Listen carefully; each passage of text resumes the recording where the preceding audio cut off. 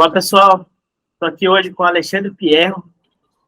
Ele é um engenheiro de formação e ele é um especialista em algo que é bastante peculiar, que é a ISO da inovação. É um tema pouco discutido. A inovação é bastante discutida, pouco, na minha visão, pouco colocada em prática, né? Mas a ISO da inovação, ela, ao que parece, traz padronizações, traz metodologias mais adequadas para que as inovações elas aconteçam e fluam de forma melhor, né? Então, eu quero agradecer, primeiramente, Alexandre, o seu tempo para poder bater esse papo com a gente. E como é praxe em todas as minhas entrevistas, eu sempre começo perguntando: quem é o Alexandre Pierro? Seja bem-vindo. Primeiro, muito obrigado, viu, Ricardo, por poder participar do podcast. Eu espero poder agregar bastante com o pessoal da indústria. Me sinto muito confortável de conversar com esse público. Querendo ou não, eu tenho formação em engenharia e, além de ser engenheiro, também fui bacharelado em física. Até brinco com a minha esposa. Falei, pô, já que é para ser errado, vamos ser errado por inteiro, né? Não só meio errado. Então, quem é o Alexandre? Eu sou formado em engenharia mecânica, né? Fiz engenharia mecânica lá no finalzinho dos anos 90, ou seja, muito tempo atrás, lá na Mauá. E, na sequência, tive a oportunidade de fazer uma iniciação científica em física. Até então, as coisas não se conectam, não faz o menor sentido fazer engenharia e depois fazer física. Poxa, uma hora você quer para trabalhar na indústria, outra hora você quer trabalhar na hora acadêmica. Mas, enfim, fui seguindo minha vida acadêmica, fui estudando esses dois aspectos, porque um eu entendo que você tenta desenvolver a natureza e tenta descrever o que a natureza faz, e o outro, que é o caso da engenharia, você aplica essas questões para algo prático, algo que possa melhorar a civilização, que possa melhorar a nossa cultura, que é o grande viés, a grande intenção da engenharia, né? Aí eu fui fazer essas duas faculdades simultaneamente. Aí quando eu cheguei na minha formação, resolvi não seguir a carreira acadêmica, por uma série de coisas. Primeiro que seguir carreira acadêmica aqui no Brasil, Ricardo, não é uma coisa fácil. Realmente, quem faz isso aqui no Brasil são verdadeiros heróis. Então, se tem algum tipo de medalha, algum tipo de troféu que nós temos que dar, são realmente para o pessoal acadêmico. Porque realmente tudo joga contra. A gente não tem, às vezes, os incentivos que a gente precisa, não tem a forma que a gente precisa, as bolsas normalmente não são atrativas, então muitas vezes a gente acaba perdendo muitos cérebros para fora, principalmente para a Europa e Estados Unidos. Então, nesse sentido, eu acabei seguindo a carreira corporativa. Fui para o mundo corporativo, trabalhei em grandes indústrias no setor de engenharia civil, e o setor de supply chain, setor petroquímico e o setor farmacêutico, ou seja, são indústrias dos mais diversos segmentos, e uma complementando a outra, e cada um com um viés diferente. E recentemente, não diria recentemente, faz basicamente 5 anos atrás, eu resolvi sair do mundo corporativo, porque eu achei que eu já tinha desenvolvido, já tinha entregue tudo que eu podia entregar para o mundo corporativo, e resolvi seguir uma carreira solo através de uma consultoria, que é a Palas, o qual a gente abriu. E na Palas, olha que interessante como as coisas às vezes se conectam nessa vida. Na Palas eu comecei a ser uma consultoria basicamente de ajudar as indústrias, de fazer melhoria de processo, improvement, Six Sigma, tudo aquilo que os ouvintes devem saber de cor e salteado. E só que eu vi que o mercado não estava muito olhando para isso. Até aí, tudo bem. Muitas vezes, quando você vai numa consultoria, você sai da empresa, você consegue ver o mundo de uma forma diferente, porque você não está inserido no problema, você não está inserido no meio do incêndio. Então, às vezes, você consegue ver que o incêndio é muito pior, ou às vezes o incêndio é muito melhor do que quem está lá dentro está vendo. E aí, eu vi uma palavrinha chamada inovação. Comecei a ver que se falava muito de inovação, principalmente no mundo acadêmico, na Europa se falava bastante, nos Estados Unidos se falava bastante, do outro lado, outros campos, como Israel, que eu tive a oportunidade de conhecer, ou até mesmo na China se falava bastante de inovação. E falava inovação, eu falei, caramba, legal, inovação. O que é essa inovação? Inovação não pode ser só criar aplicativo, inovação não pode ser só copiar um novo Uber, um novo Airbnb, você não estaria na África até hoje, em cima da árvore, com medo do leão até hoje, né? Então, fui estudar um pouco de inovação e descobri que aquela minha formação que eu tinha lá atrás, lá de física, tinha tudo a ver com inovação. Lá atrás já se falava de inteligência artificial, que é a famosa teoria de Monte Carlo, já trabalhava com isso, sem saber que isso tinha uma conotação de inteligência artificial, que tinha uma conotação de tecnologia, e muitas coisas começaram a se conectar. E foi aí que eu falei, poxa, legal, ganhei essa teoria, conheço os conceitos por conta da física, eles se complementam porque eu conhecendo o conceito e tendo um viés de engenharia, eu consigo implementar esses conceitos nas empresas, só que está faltando alguma coisa. A inovação, todo mundo fala de inovação, que tem que ficar fazendo aquelas salas de construção, botar um videogame, botar um monte de salinha de puffs colorido, botar um monte de post-it, você via tudo isso nas empresas, mas não dava resultado. E por que não dava resultado? Eu, como sou um cara que vem da indústria, para mim, resultado tem que ser sempre pautado em processo. Então, se não tem processo, as coisas não acontecem. E isso vale para tudo. Para você fazer grandes maquinários, para você fazer bolo, para você lavar prato, para você pagar conta até. Então, qualquer coisa, desde as menores coisas até as coisas mais sofisticadas, como, por exemplo, mandar o homem à Lua, ou até agora que o Elon Musk está tentando mandar o homem para Marte, precisa de processo. E vi que existe uma carência muito grande de processos no que tange inovação. Inovação, o pessoal fala assim, vou ficar aqui sentadinho, vou ter um momento eureka na banheira, que nem a Arquimedes esteve lá atrás, e de repente vou ter uma ideia de criar um novo Uber, um novo Airbnb, um novo aplicativo, qualquer um, que ter dinheiro. Só que quando você vai estudar isso, você vê que as coisas não são bem por aí. O pessoal do trabalho tem muito esforço. Até o Steve Jobs usava uma palavra que inovação é 1% inspiração e 99% esforço. E esforço o que é? Processo. Foi nesse sentido que eu falei, poxa, se é processo, qual é a melhor business school que existe de processo do mundo? É a ISO. A ISO, poucas pessoas sabem, Ricardo, mas ela não vem para burocratizar. Ela nasceu logo no pós-guerra, da Segunda Guerra Mundial, com o segundo intuito de reorganizar as empresas. Quando a gente pensa lá atrás, no final da Segunda Guerra Mundial, qual era o cenário mundial? Europa é devastada. Inglaterra não tinha indústria, tudo abaixo de bomba. Alemanha é a mesma coisa, Itália é a mesma coisa, Espanha, Rússia também totalmente devastada. Do outro lado do Pacífico, o Império Japonês, que era uma grande potência, era uma das superpotências da época, totalmente devastado, com 2 bombas nucleares.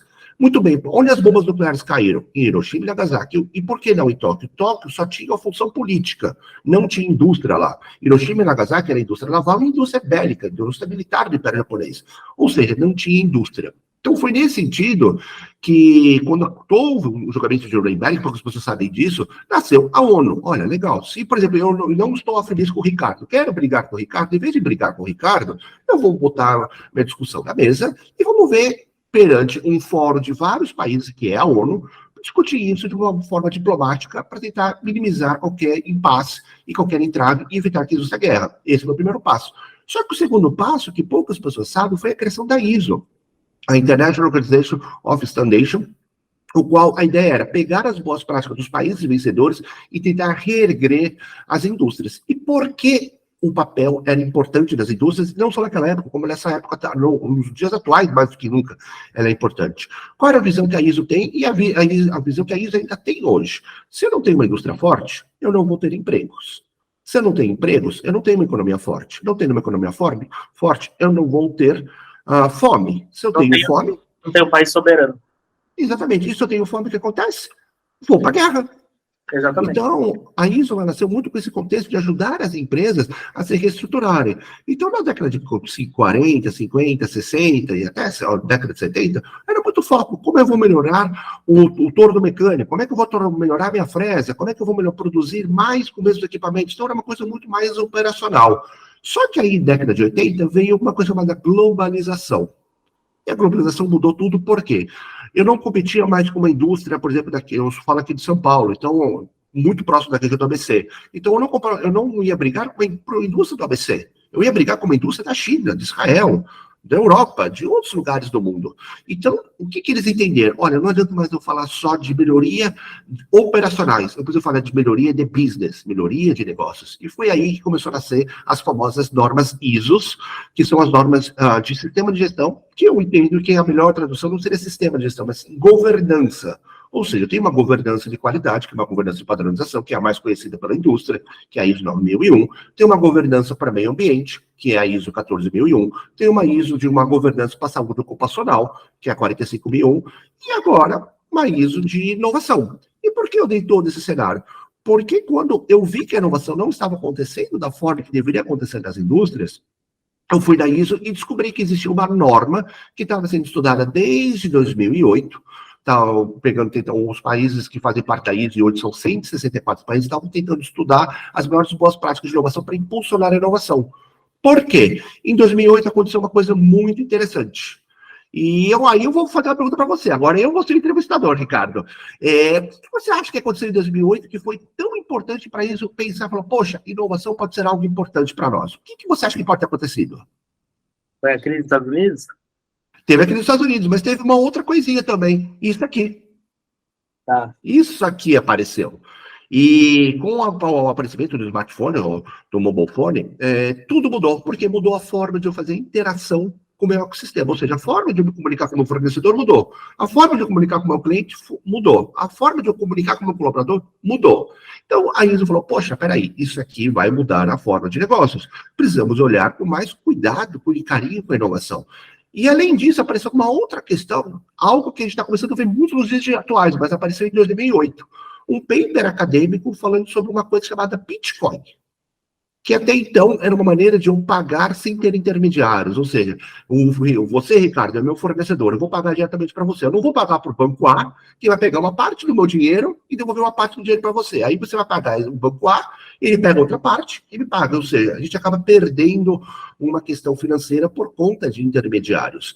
Então, aí ele falou, poxa, tem essa nova forma de pagar o meu ecossistema, e tem uma forma diferente de me comunicar. Isso vai mudar a forma do jogo, vai mudar a regra do jogo. Foi nesse sentido que eles começaram a estudar inovação, viram todas as boas práticas que tinham no mundo de inovação. O Brasil também participou desse grupo de estudos, e depois de muitos anos de estudo, em 2019 foi publicada uma norma.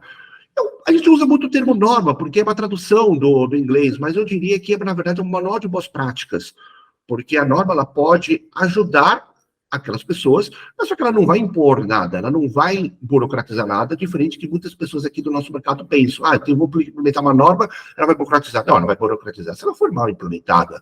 Então, nesse sentido, nesse contexto, nasce a norma ISO de inovação, em julho de 2019, propondo melhorar as indústrias, mundiais, e olhar que elas olhem para a inovação, não como um momento eureka, mas olhem como um processo, resgatando aquela frase do Steve Jobs, 99% de esforço. Ou seja, inovação tem que ser esforço, tem que ser processo, tem que ser gestão. E aí nasceu essa norma. Nos primeiros 6 meses delas, muitas empresas começaram a utilizá-la, inclusive um dos cases mais conhecidos, e até foi divulgado pela ISO, foi da própria Airbus.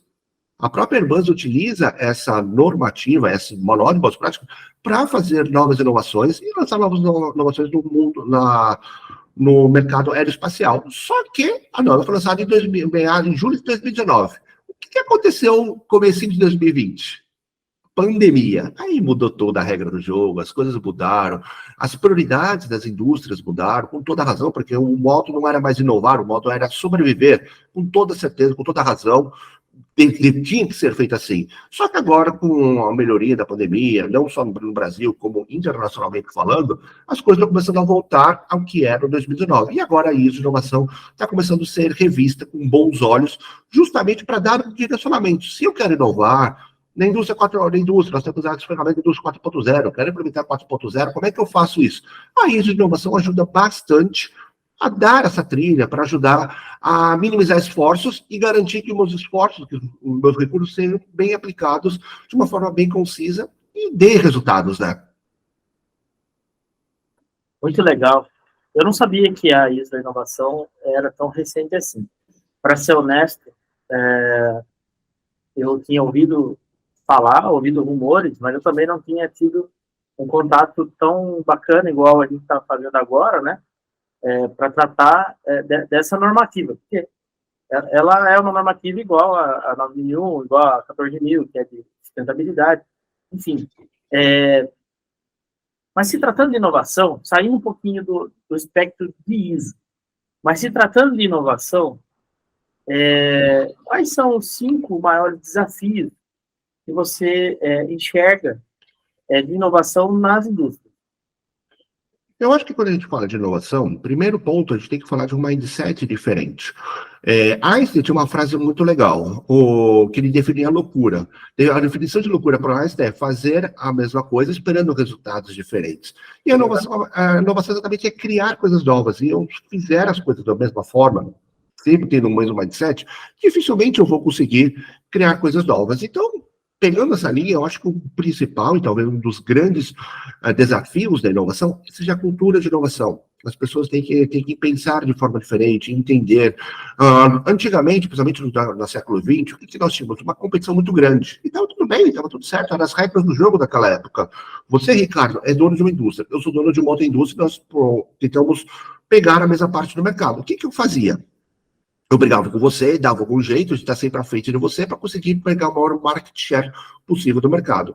Com a vinda da inovação, principalmente com o século XXI, com a questão de impulsionamento de várias tecnologias, entre elas as tecnologias da indústria 4.0, o mindset muda um pouco. Ou seja, o momento, em vez de competir, eu tenho que começar a colaborar com as partes. Porque hoje você pode ser meu concorrente, amanhã talvez você seja meu cliente.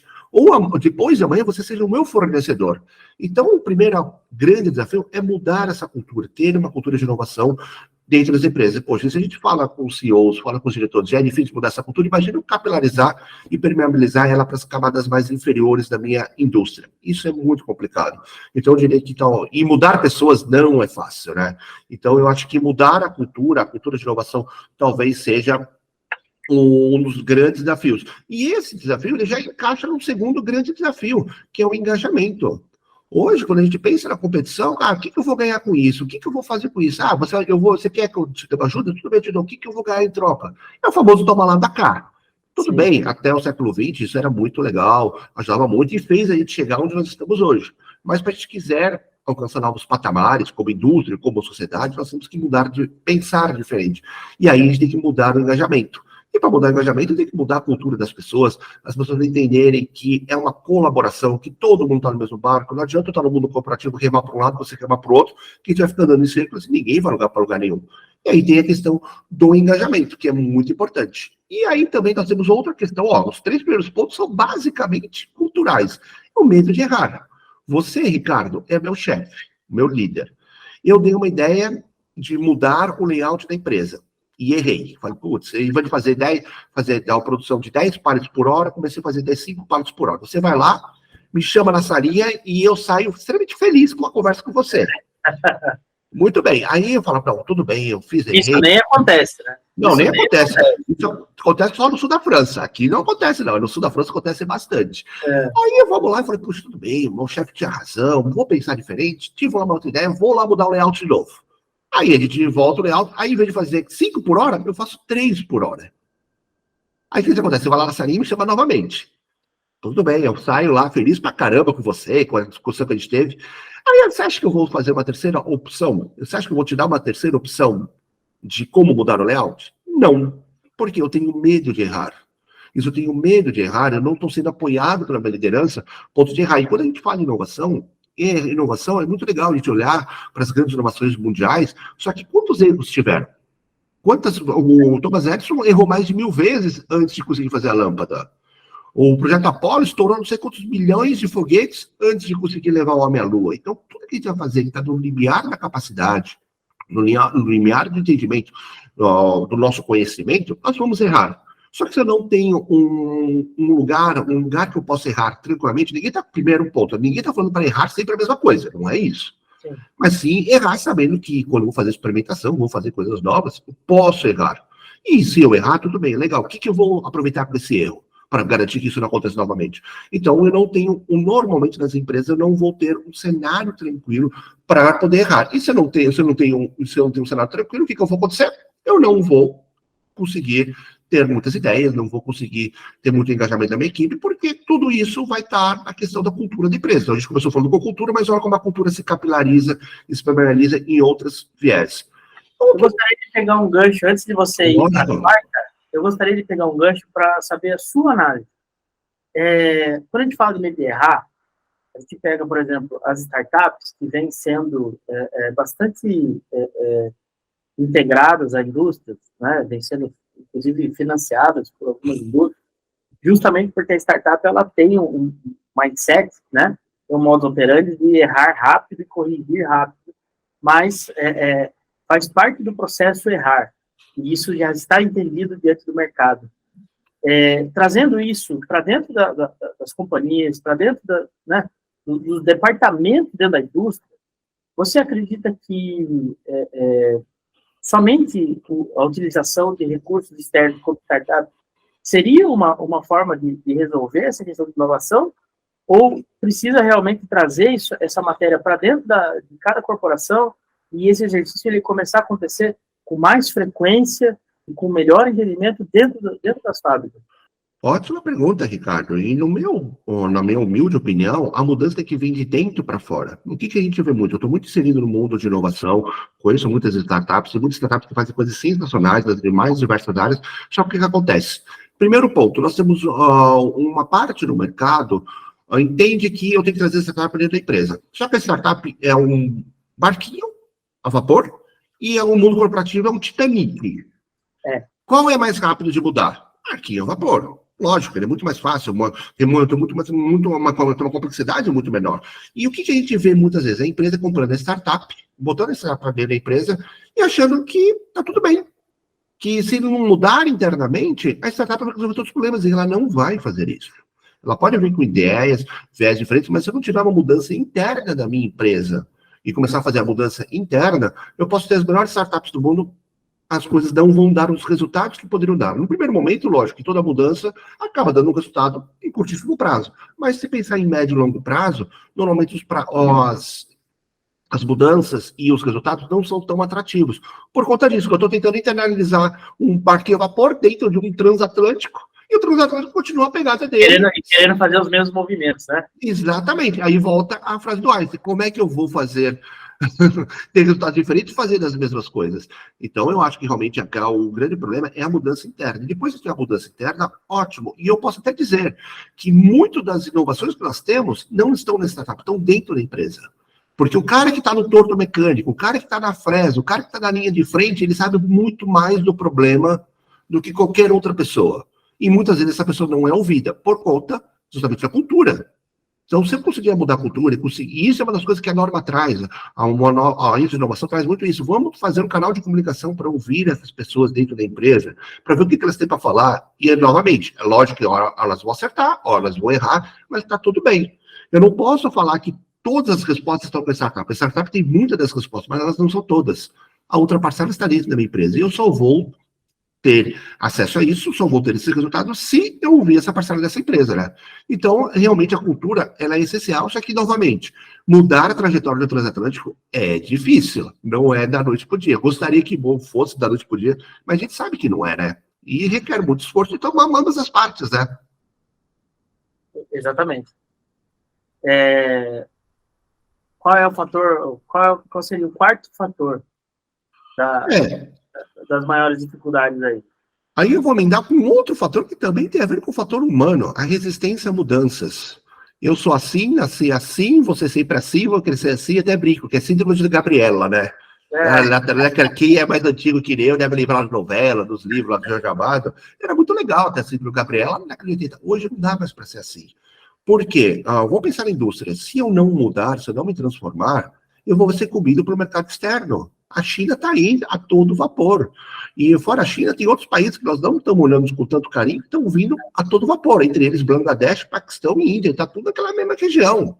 Sim. Então, a gente tem que olhar com muito carinho, porque se a gente não mudar, se a gente for resistente a mudanças, e essa resistência a mudança, eu até chamei a atenção que ela não está nas camadas mais baixas, está nas camadas mais altas. Eu já vi na minha peregrinação, ao longo da minha vida corporativa, das minhas consultorias que eu dou, chegar lá, falar, mostrar algumas ferramentas, principalmente do 4.0 para algumas pessoas, e falar, não, eu não preciso disso. Eu sempre fiz assim, a minha empresa tem 30, 40, 50 anos, sempre fiz de outra forma, sempre ganhei dinheiro e está tudo bem, e eu não vou mudar porque não preciso mudar, porque eu sei de tudo sobre tudo. Muito bem. A questão é, será que essa indústria vai ter uma sobrevida de quantos anos? 2, 3, 5 anos? Logo, logo, vem a China com produtos muito mais baratos, muito melhores e muito mais fácil de acesso. Eu sempre menciono em algumas entrevistas a seguinte analogia, né? Antigamente, as empresas grandes engoliam as pequenas. Hoje, as mais rápidas engolem as mais lentas. Né? Exatamente. E a inovação está totalmente ligada a essa analogia mesmo.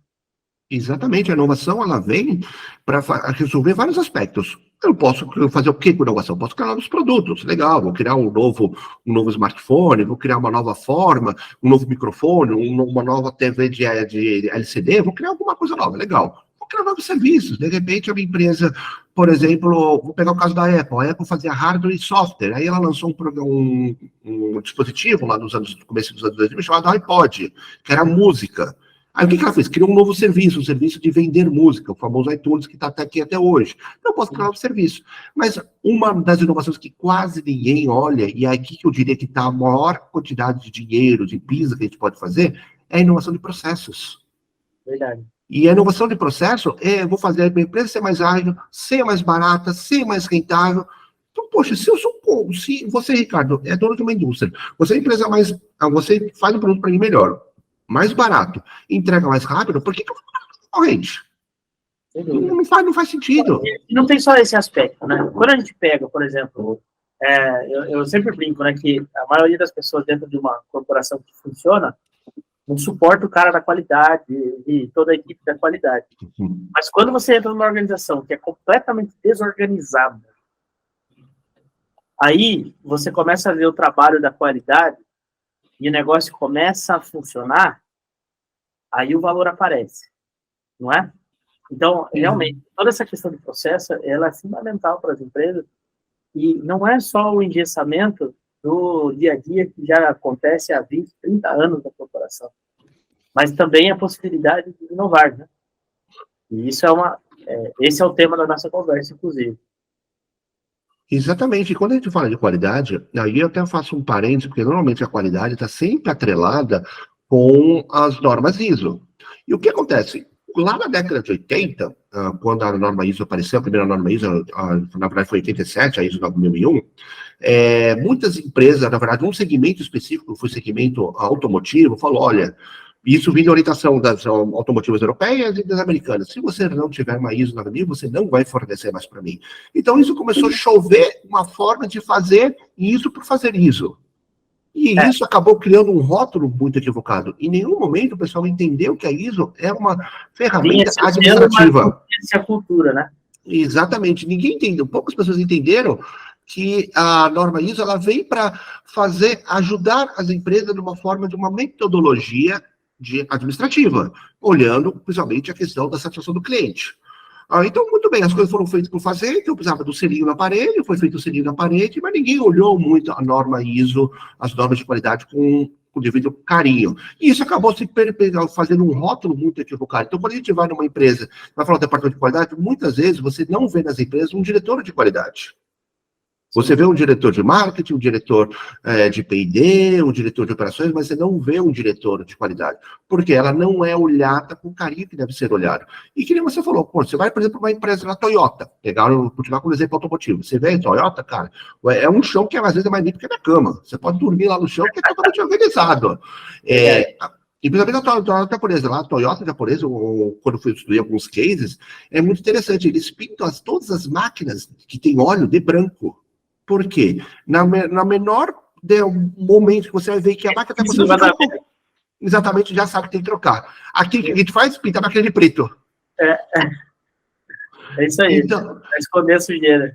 Exatamente. Então, quando você deu esse exemplo, então, quando você vê essa cultura, realmente a qualidade fica marginalizada porque ela não tem um poder dentro da organização, porque nunca ninguém entendeu que a qualidade ela é uma questão estratégica, ela é uma questão de conseguir fazer mais com menos, que é a base da engenharia. A engenharia, a gente vai estudar engenharia para quê? Para fazer mais com menos. E a qualidade é uma das ferramentas que existem para isso, né?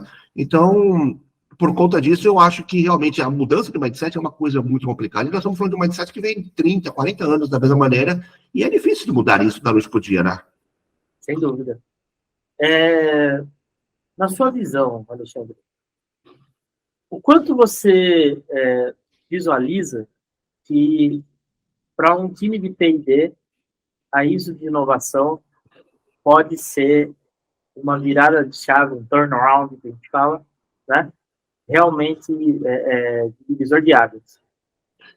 Pensando no time de P&D, o que eu vejo, assim, que eu acho que a ISO de Inovação pode ajudar? A ISO de Inovação, ela vem muito com uma questão de governança, trazer boas práticas de governança para dentro de inovação. E governança vai muito além de fazer inovação. O que a gente fez em inovação? Ricardo, você teve uma ideia, eu vou trabalhar essa ideia e vou lançar essa ideia. Legal. Mas tudo aquilo que permeia aquilo lá, análise de budget, análise de cultura, análise de indicadores, verificar se aquela ideia pode ser ou não aprovada pelo mercado, se aquela ideia ou não tem tecnologia para fazer aquilo, se eu tenho uma coisa chamada difusão de inovação, que é algo que se utiliza muito para saber se o mercado vai aceitar ou não aquela ideia. Então, a governança vai muito além disso. E o que ela pode ajudar? Porque a ISO de inovação é suportada por alguns princípios. Entre eles, a realização de valor. Tudo aquilo que a gente vai fazer em inovação tem que pensar num resultado de valor para a empresa, financeiro ou não financeiro. Só que como a gente trabalha no mundo, a gente está no mundo capitalista, tudo acaba caindo no business, né? Tudo acaba caindo na questão financeira. Se eu melhorei o valor de marca, legal, o valor de marca é uma coisa legal, só que o que o valor de marca representa? O maior valor das minhas ações. Cai no business. Melhorei o engajamento das empresas, legal. Eu estou com mais pessoas engajadas na empresa, eu tenho um turnover menor. O que melhora? Questão do business, eu tenho menos despesa gastando. Então, a inovação, o primeiro ponto, ela é basicamente aumentar a torneira ou diminuir o ralo. Então, é isso que a inovação vai olhar.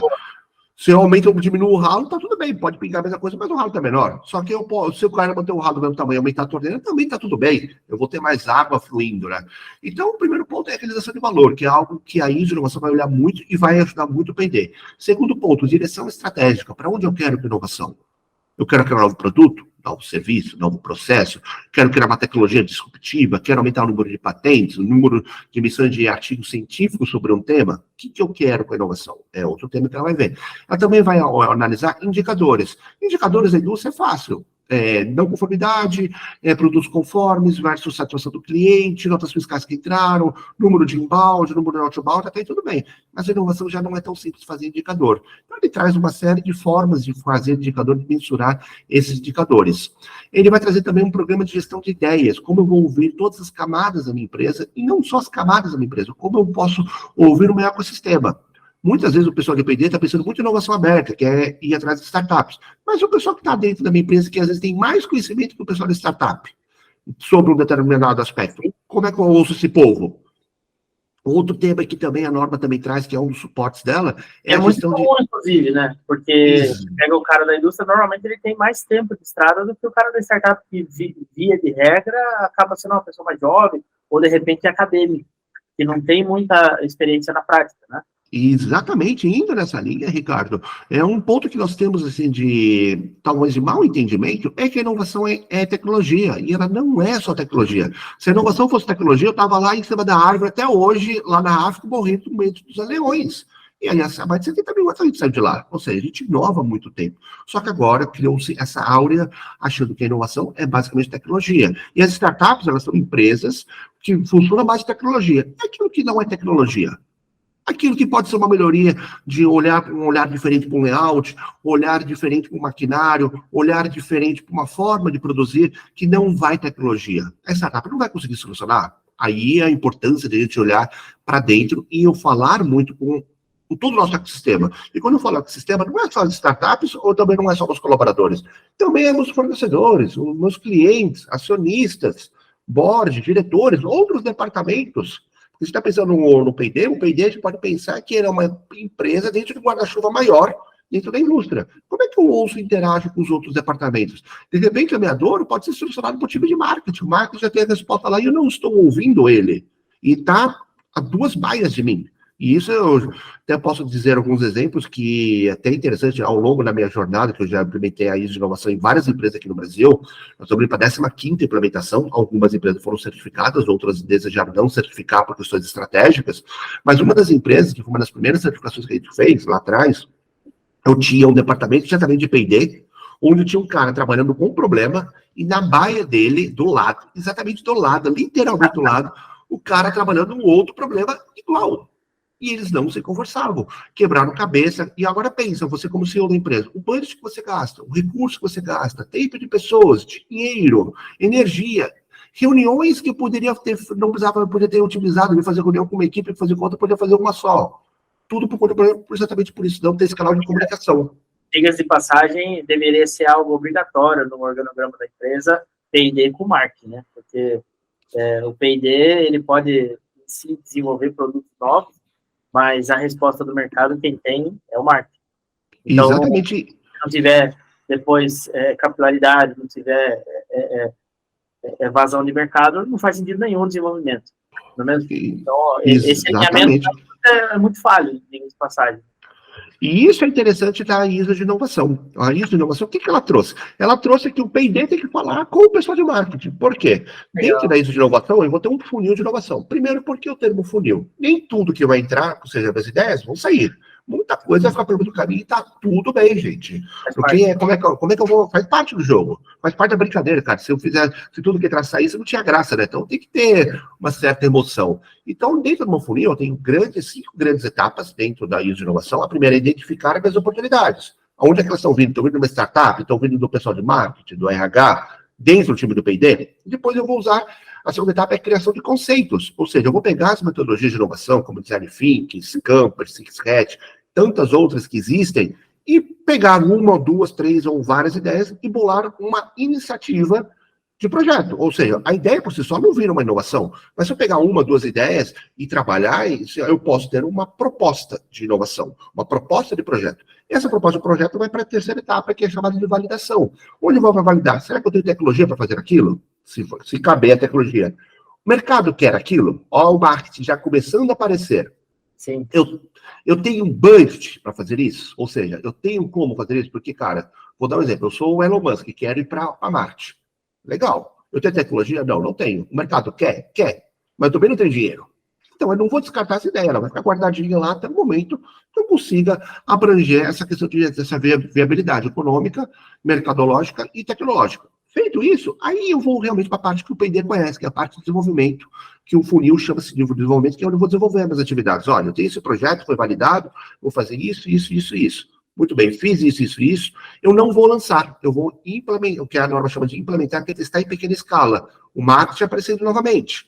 Ou seja, eu preciso da ajuda do marketing para testar quais os grupos que eu vou fazer, quais os testes A e B que eu vou fazer naquele produto. Eu vou testar isso no mercado A, no mercado B, em qual mercado eu vou testar isso? Testei em pequena escala, deu certo? Opa, aí eu vou jogar a bola. Tó, marketing. Tó a bola aí e trata na última etapa, que é a etapa de lançamento. Então, a norma traz essa correlação muito forte do pessoal de engenharia com o pessoal de marketing, porque se eu não adianta eu criar as melhores coisas se eu não vender. E não adianta eu querer vender se eu não conseguir entregar, né? Exatamente. Show de bola. A gente já está quase indo para o final da nossa conversa, que na verdade para mim está sendo uma aula, está sendo muito legal, né? Tenho certeza que todos que assistirem e ouvirem esse nosso papo vai ter muito conteúdo para absorver e muita coisa para implementar dentro das companhias deles. Mas eu queria pegar, inclusive foi um artigo que eu li, que você publicou, justamente falando da ISO da inovação, né, aliada às estratégias do ESG, né? Eu gostaria que você falasse um pouquinho desse tema, porque realmente eu vejo que é algo que, principalmente nas indústrias, vem ganhando atenção, vem ganhando destaque, muitas já fizeram esse pacto, né? E eu acho que vem num bom momento toda essa abordagem, todo esse contexto pós-pandemia, todo o cenário que a gente vivenciou aí. Agora está na hora de olhar para frente e realmente focar nesses pontos. Então, eu gostaria de ouvir de você. Não, lógico. Então, antes de qualquer coisa, vamos lembrar um pouquinho que a gente começou a bater nosso bate-papo falando sobre que a norma foi feita lá em 2008, começaram a estudar em 2008 e tudo mais. Só que, olha que interessante, lembra que eu falei que a ONU e a ISO, primeiro que elas estão em Genebra, no mesmo bairro, diga-se de passagem, né? Então, uma próxima da outra, né? E o que acontece? A ONU, ela tem a Agenda 2030, né? São as 17 ODSs. Então, desde que a ONU fez essa questão de fazer as ODSs, se propôs a fazer mais de 130 metas que tem dentro dessas 17 ODSs, todas as normas da ISO estão tentando conversar com ela. Primeiro que as normas ISO, elas passam por revisões constantes. Então, a ISO 9001 já passou por mais de 5 revisões, a 14.000 passou por 3, a 45 vai passar por uma revisão agora, e a 56, que é a norma de inovação, nasceu nesse meio período, digamos assim, no começo, quando começou a falar de ODS. Então, ela foi muito desenhada para atender as ODS. E das 17 ODS que a Agenda 2030 pede, a ISO de inovação atende 14. Olha quanto ODS. Ou seja, ela está totalmente interligada com o ESG. E lembrando, o G não é governança? Sim. Olha a governança aí. Então, a ISO está focada muito na governança.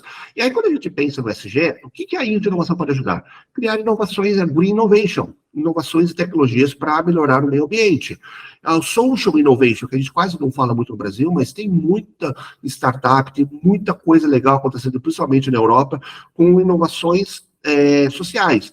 Nós temos um cliente que implementou a ISO de inovação, que é um cliente público, que fica lá no Maranhão, que o grande foco da inovação deles era fazer inovações sociais, principalmente por uma comunidade específica que eles atuavam. Então, tudo que foi focado para criar inovações para aquela comunidade. Entre elas, qual foi a inovação? Fazer uma comunicação melhor com as comunidades. Como é que eu posso trazer comunidades que são de baixa renda para dentro de uma organização e capacitá-las? Isso também é uma inovação. Novamente, inovação não é só tecnologia. Inovação é eu criar coisas novas, novas maneiras de ver os meus problemas e, principalmente, solucionar problemas e ajudar o mundo na questão das ODS. Então, a ISO de inovação ela tem muita aderência, sim, com as ODS. E quando você vai para o lado ambiental, é muito mais fácil, porque, quanta tecnologia está sendo feita, porque tecnologia solar, eólica, tantas coisas estão sendo feitas pela Embrapi, aqui no Brasil, pelo INPE, em termos de tecnologia de Green Innovation. E como isso não pode ser utilizado? E principalmente hoje. Essa semana, coincidentemente ou não, foi considerada a semana mais quente de toda a história da humanidade, sendo 3 dias que foram segunda, quarta e ontem, os 3 dias mais quentes da humanidade. Então, olha como a questão do environment, a questão do meio ambiente está extremamente importante. Se nós não fizermos nada, daqui a pouco nós não vamos ter mais terra para os nossos netos e bisnetos. Ou talvez até para os nossos filhos, talvez a gente não deixe uma coisa muito legal. E isso é muito importante. Nós temos que olhar, sim, para a inovação e como a inovação pode ajudar uma ou mais dessas ODS. Porque só assim a gente vai começar a solucionar os grandes problemas. E agora, trazendo um pouco para a questão do business. Onde estão os maiores problemas? Eu tenho as maiores oportunidades de soluções e eu tenho a maior questão de business lá dentro. Então, olha, uma coisa pode ajudar a outra. Eu não preciso degradar o meio ambiente, degradar o social, em detrimento de solucionar essas ODS, sendo que eu consigo também muito business dentro dessas ODS, e tá tudo bem, gente. Eu acho que tem uma questão social, sim, tem uma questão social, mas também tem uma questão de sobrevivência de todo mundo, senão a gente pode ter problemas lá na frente se a indústria não estiver fortalecida. E a indústria pode olhar, sim, com o critério diferenciado para tentar solucionar esses problemas. E a ISO Inovação, ela ajuda, porque de 17 eu consegui praticamente ajudar em 14. Olha que caminhada boa a gente já começa. A gente começa já lá na frente dos nossos concorrentes, né? Sim, sem dúvida. Sem dúvida. Alexandre, a gente já está chegando no fim da nossa conversa e eu quero agradecer muito toda essa experiência que você passou aqui para a gente.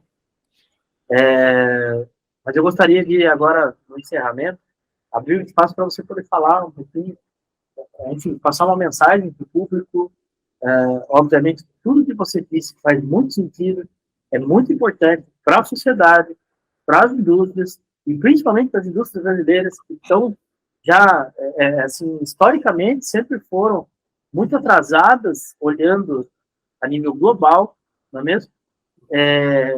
E a gente entende que nós temos capacidade de ser melhores, de ser muito mais competitivos, né? O brasileiro ele tem um viés muito mais cultural de inovação, de inventar, de criatividade, né? Isso já é comprovado e a gente exporta muita mão de obra aí, muito talento mundo afora, não é mesmo? A gente acaba, infelizmente, tendo um problema muito sério de retenção de bons talentos. Então, nós somos grandes exportadores, mas péssimos retentores de talento, né? Mas dentro de tudo isso, eu vejo que, de novo, né, onde existe a dificuldade, existe a oportunidade. E aí eu gostaria que você nos exemplificasse essas oportunidades e passasse a mensagem que você achar que seja oportuno aí para a gente encerrar essa nossa conversa. Não, lógico, Ricardo. Na verdade, eu primeiro queria agradecer todo esse bate-papo. Parece que estão conversando há 5 minutos, né? Tão rápido que passou, né? Por mim, eu ficava aqui o dia inteiro. É um prazer, sempre que você puder, que eu quiser contar comigo, conte comigo. Eu acho que nós temos muitos assuntos interessantes que precisam ser, sim, divulgados. Muitas vezes o pessoal da indústria não utiliza uma ou outra metodologia, não por não acreditar nela, porque desconhecer, porque ela desconhece. Então, acho que um podcast como o de você, para divulgar conhecimento, principalmente num século que é o século do conhecimento, o século que o mais importante é a gente ter o conhecimento, independente de qualquer outra coisa, é muito importante. E eu queria terminar o bate-papo de hoje justamente fazendo uma provocação, não uma mensagem, mas uma provocação. E a provocação, ela fecha, tem muito a ver com tudo que a gente conversou hoje. Primeiro nós tivemos no final da década de 80, começo da década de 90, a corrida da qualidade, da padronização dos produtos. O que aconteceu? O Brasil ficou para trás. Muito bem. Tivemos em 92 uma coisa chamada Eco 92. Quem é mais antigo do que eu lembra da Eco 92, e poucas pessoas sabem que a ISO 14001 nasceu na Eco 92. A Eco 92 tinha 2 grandes objetivos. Um, criar uma normativa internacional para não poluição, e outra, criar um protocolo que depois foi ratificado com o protocolo de Kyoto, né, de conseguir melhorar o environamento da Terra. O que aconteceu? A ISO 14000 foi lançada, teve a corrida da ambiental, e o que aconteceu? Ficamos para trás. Muito bem. Começo do século 2010, tivemos a corrida do compliance. Essa eu não vou falar, essa deixa para os ouvintes tirarem as conclusões. E agora nós temos uma corrida diferente, que é a corrida da inovação. Quando você pega dados da UIPA e dados internacionais de como o Brasil passa por inovação, hoje nós estamos na metade da tabela. São mais ou menos 120 países que são pesquisados, e o Brasil está em 75º país, ou seja, no meio da tabela. Até aí tudo bem. Mas quando a gente olha para frente, a gente tem países como Costa Rica, como México, como Uruguai, como Portugal na nossa frente. Nada contra eles. Mas será que um país do tamanho do Brasil, da proporção que nós temos, da força que nossa indústria tem, será que nós temos que ficar atrás desses países? Eu acho que não. Então, ou seja, nós temos uma margem, uma oportunidade muito grande de alavancar. Lógico, em nenhum momento eu vou conseguir competir com os Estados Unidos, com China e talvez com a Alemanha, com outros países que estão lá no hemisfério norte e que tem muito mais budget, tem muito mais recursos que a gente. Mas eu também não preciso ficar no meio da tabela. Dá para a gente ganhar posições melhores. Então, até plagiando um pouco o futebol, eu não preciso ficar no meio da tabela. Eu posso pegar um G4, eu posso conseguir ficar no G4 lá em cima, né? Então, a minha grande provocação é essa, para a gente parar e pensar, será que a gente vai ficar atrás novamente da inovação? E se a gente ficar atrás, quanta oportunidade de negócio nós vamos perder? E não só a oportunidade de negócio, como a oportunidade que nós temos de melhorar a nossa sociedade, deixar um legado para as gerações futuras, de como a gente pode fazer coisa importante. Hoje nós criamos muita coisa legal, mas só que muita gente pede, como você falou, os recursos, os radicals para fora. Por conta disso, por conta da gente não dar o solo correto para as pessoas poderem produzir aqui internamente. Aí todo o mérito vai lá para fora, não fica com a gente, né? Com certeza. E tecnologia também, né? Não só o mérito, mas a tecnologia em si, né? É verdade. Perfeito. Alexandre, muito obrigado pela sua atenção. E, pessoal, até a próxima.